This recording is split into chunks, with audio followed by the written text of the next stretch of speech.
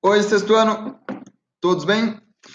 Bom, vamos continuar nosso conteúdo de história. Abra lá no capítulo 14 da nossa apostila didática, página 16. Vamos falar do renascimento comercial e urbano. Então, nós temos, como sempre temos na abertura do capítulo, uma imagem.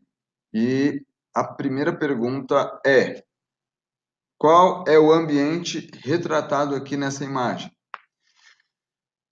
Nós teríamos tempo, né? Deixaria vocês pensarem e ouviria a resposta de vocês, mas já descreverei aqui. Nós temos um ambiente urbano, onde é retratado pelo artista um comércio, uma feira, tá? Então, nós temos a venda de alguns tecidos, vestidos, chapéus, provavelmente, alguns potes de barro. Vale a pena destacar, conforme nós já estudamos, que esse contexto aqui, na verdade, não era tão bonitinho organizado, não. Você deve se lembrar disso. Então, essa pintura, na verdade, é uma cidade dos sonhos, uma cidade idealizada. É como se você tivesse que desenhar, pintar a sua casa e você supervalorizasse a sua casa, sabe? Colocasse coisas que não tem, que não existem, e deixasse os cômodos, a distribuição dos cômodos na sua casa de uma forma que não é. Muito, muito, muito melhor. Foi isso que o artista fez. E aí nós temos algumas reflexões. Nós temos hoje feiras ao ar livre ainda, hoje, século XXI, agora, outubro de 2020, existem feiras ainda onde nós podemos comprar as coisas?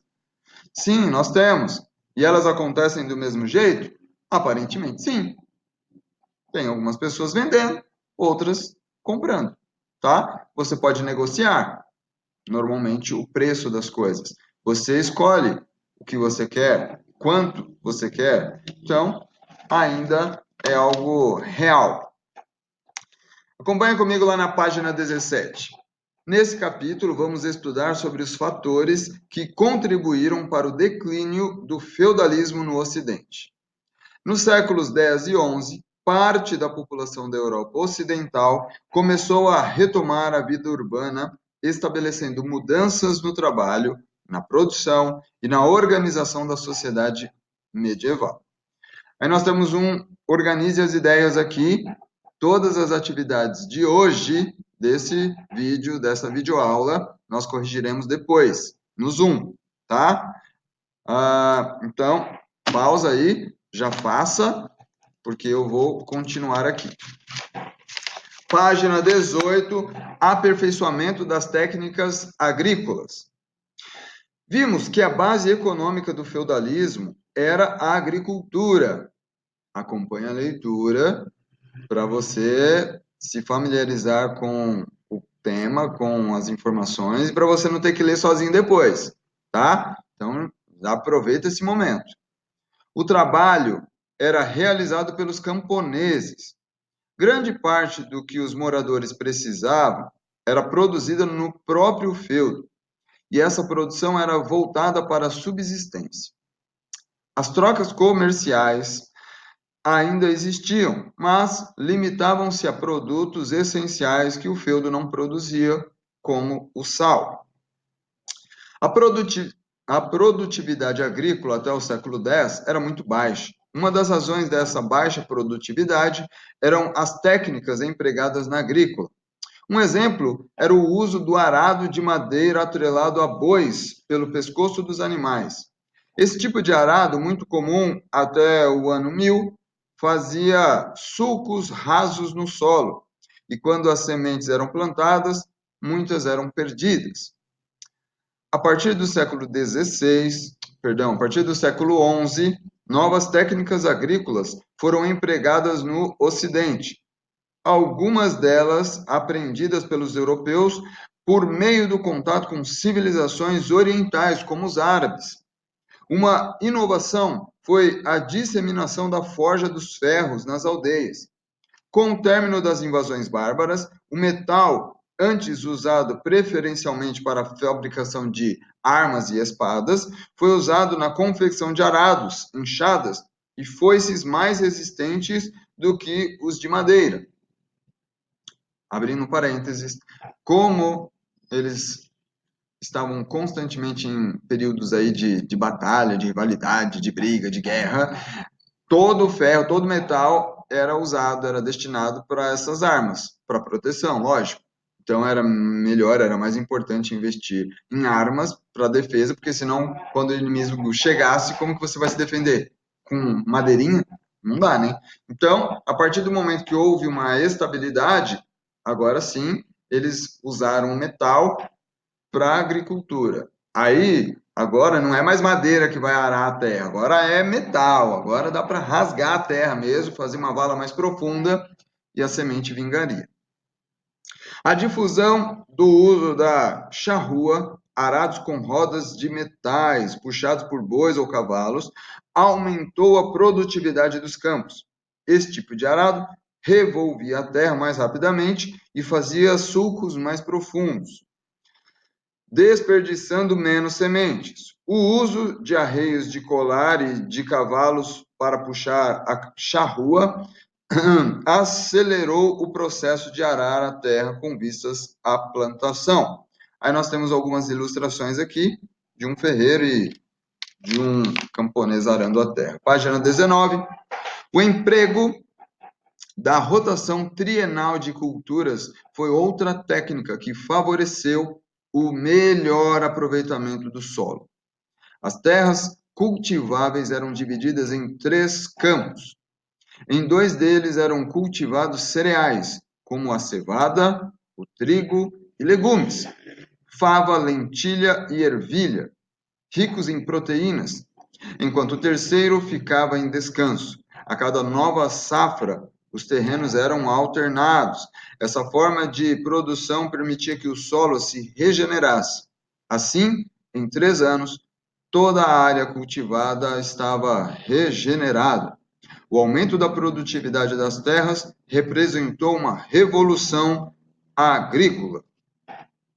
Houve ainda a disseminação do uso de moinhos movidos a água na moagem de cereais, a fim de transformá-los em farinha. A moagem mais rápida favoreceu a maior quantidade de alimentos estocados, sustentando por mais tempo a população dos feudos e permitindo a geração de excedentes para trocas no comércio local. Vamos entender algo aqui. O nosso corpo precisa de descanso. A terra, a natureza, também precisa de descanso. Então, imaginem uma terra, aí você divide essa terra em 3 partes. Em 2 partes você planta, uma parte descansa. Aí teve a colheita, aí você reveza. Aí a que estava descansando agora será plantado. E aí teve a colheita, aí a que estava descansando, enfim. E aí sempre vai ter um pedaço de terra descansando. Isso ajuda a aumentar a produtividade.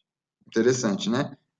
Ou seja, como nós, seres humanos, o nosso corpo precisa de descanso para continuar ativo, esperto, sendo cada vez mais aperfeiçoado e em desenvolvimento, a natureza também. Nós teremos o melhor dela se respeitarmos e darmos tempo para ela se restabelecer, para ela se reestruturar.